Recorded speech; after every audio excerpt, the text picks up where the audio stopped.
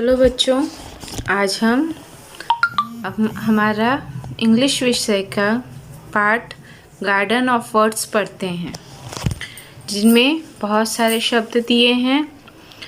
हम हर शब्द का वाचन करेंगे। आपको ध्यान से शब्दों को देखना है और बोलना है। चलो बच्चों, पहला शब्द है always.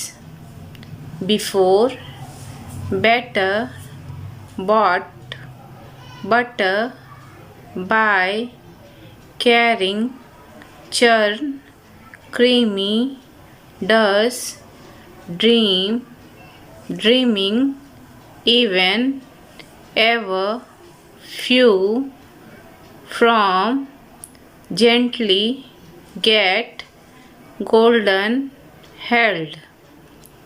High, just, no, lost, make, market, milk, money, moved, much, nice, past, people, pot, price, rich, rolled, sell, should, show, soft, split, surprise, tasty, thick, toss, tossed, wait, wear, your।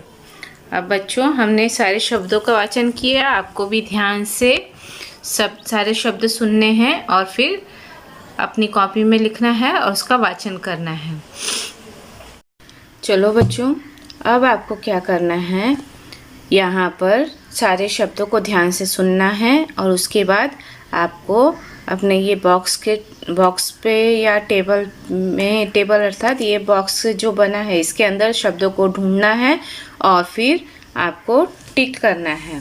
पहला प्रश्न है, listen carefully and tick of the words in your table. तो हम क्या करते हैं, पहले शब्दों को ढूंढते हैं और फिर टिक लगाते हैं।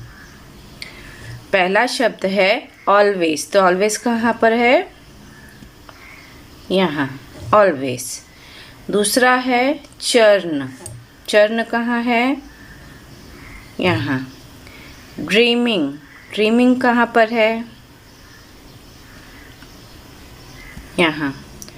चौथा है gently. Market, nice, price, should,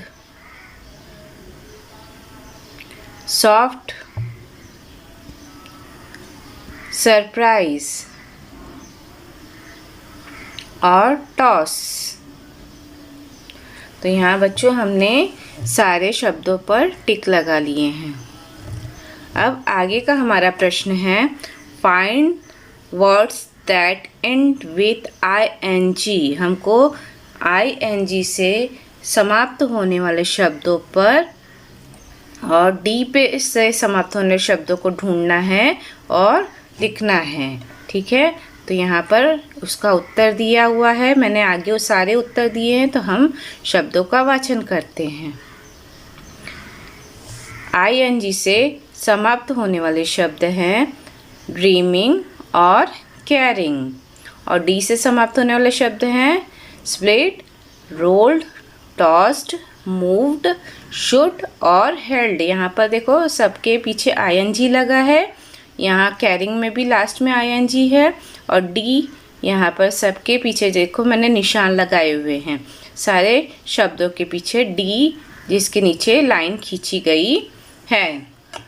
अब तीसरा प्रश्न है, find at least 3 words that used for giving order. मतलब आपको आदेश देने के लिए ऐसे शब्दों का उपयोग, जिसका उपयोग किया जाता है, उसको आपको तालिका में ढूंढना है। तो जिसका उत्तर है make, buy, toss, churn, get, sell, wait, wear और शो।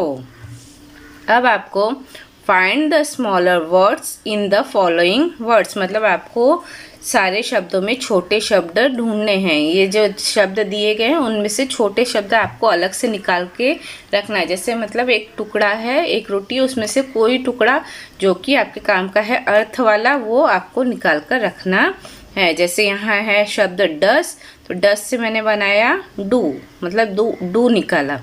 क्रीमी, तो क्रीमी से कौन से शब्द बने? क्रीम और माय। फिर कैरिंग, कैरिंग से कौन से शब्द बना? कैरी। गोल्डन से गो, गोल्ड, ओल्ड और डैन। इसी में से आपको ढूंढ ढूंढ के तोड़ तोड़ के निकालने हैं।